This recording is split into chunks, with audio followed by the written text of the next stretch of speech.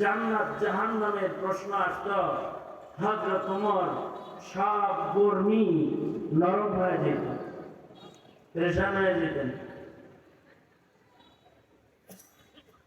এই পৃথিবীর সবচেয়ে আলোচিত ক্ষমতাধর একজন খলিফাতুল মুসলিমিন হলেন ওমরে সানি, ওমর ইবনে আব্দুল আজিজ রহমতুল্লাহ আলাইহি। ওমর ইবনে আব্দুল আজিজ রহমতুল্লাহ আলাইহি মুসলিম জাহানের পঞ্চম খলিফা ওনাকে বলা হয়। ওমরে সানি, দ্বিতীয় ওমর বলা হয় ওনাকে। মুসলিম সাম্রাজ্যের আমিরুল মুমিনিন ছিলেন ওমর ইবনে আব্দুল আজিজ। তার ক্ষমতা আর তার খেলাফতের প্রভাব জমিনের শুধু মানব হৃদয়ে পড়ে নাই, তার ক্ষমতার প্রভাব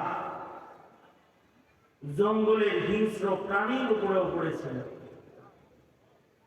তিনি যখন খলিফাতুল মুসলিমিন ছিলেন, তার জামানায় খালি মানব ভালো ছিল এরকম না। ওনার খেলাফত চলাকালীন সময়ে জঙ্গলের বাঘগুলা আক্রমণ করা ভুলে গেছিল। সুবহানাল্লাহ, আগামী কালকে বললেন।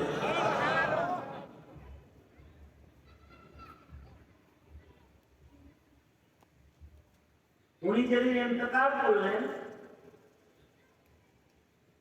সেদিন খলিফার কার্যালয় থেকে কমপক্ষে 1700 মাইল দূরে খাল পারে নদীর ধারে একটা বৃদ্ধা মহিলা সে দাঁড়ায় চিৎকার দিল, আমিরুল মুমিনিন ইন্তেকাল করেছে, ওমর ইবনে আব্দুল আজিজ নাই, তিনি মারা গেছেন।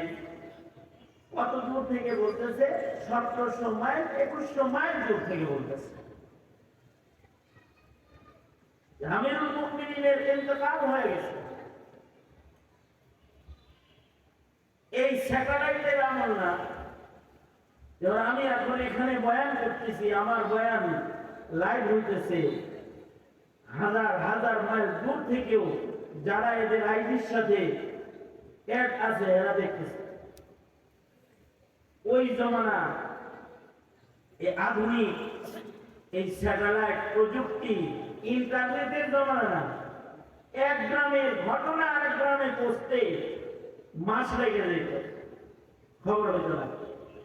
কিন্তু হাজার হাজার মাইল দূরে ইন্তেকাল করলেন ওমর ইবনে আব্দুল আজিজ, আর হাজার হাজার মাইল দূর থেকে এক বুড়ি চিৎকার করে বলে, আমিরুল মুমিনিন ওমর ইবনে আব্দুল আজিজ ইন্তেকাল করছেন, খবর দিয়ে দিলেন।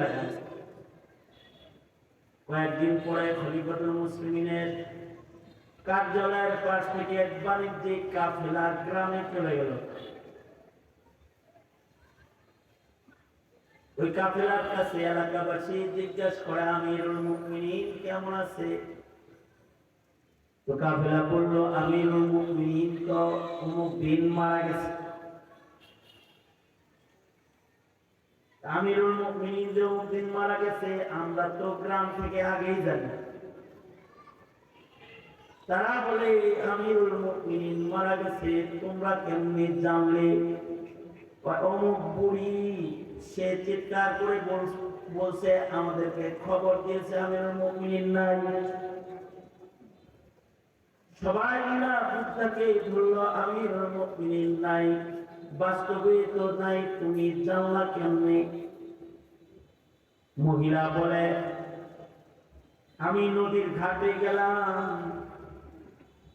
খলিফা ওমর ইবনে আব্দুল আজিজের শাসনামলে বহুবার বাঘ আর ছাগলকে আমি এই চোখে এক ঘাটে পানি পান করতে দেখেছি। বাঘ ছাগলের উপরে আক্রমণ করে নাই। আজকে 2.5 বছর পরে হঠাৎ করে বাঘ ছাগলের রক্ত পান করতেছে।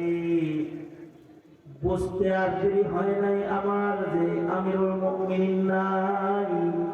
ওমর ইবনে আব্দুল আজিজ বাঁচা থাকলে বাঘ ছাগলের রক্ত পান করার সাহস পাইত না।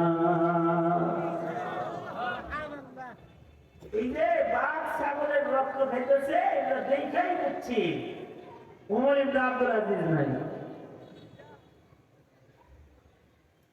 এইরকম একজন খলিফাতুল মুসলিমিন ছিলেন ওমর ইবনে আব্দুল আজিজ রাহমাতুল্লাহ আলাইহি।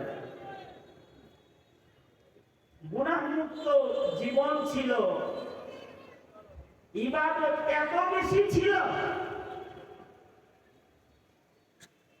কিছু মানুষ তো ইন্তেকাল করার পরে, কিছু মানুষ মরে গেলে ইন্তেকাল করার পরে তাদের গায়ের থেকে খুশবু বের হয়।